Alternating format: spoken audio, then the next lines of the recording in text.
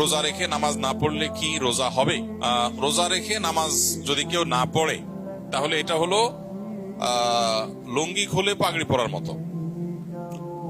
অর্থাৎ রোজার গুরুত্বের চাইতে নামাজের গুরুত্ব বেশি না কম? বেশি।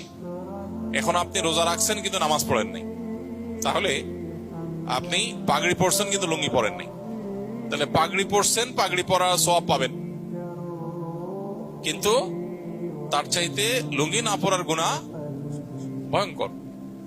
তো এই জন্য রোজা রাখছেন, রোজার সওয়াব পাবেন, কিন্তু নামাজ পড়েন নাই, যার জন্য গুনাহ হবে তার চাইতে অনেক বেশি। এই জন্য রোজা রাখা উচিত, আবার নামাজও পড়া উচিত।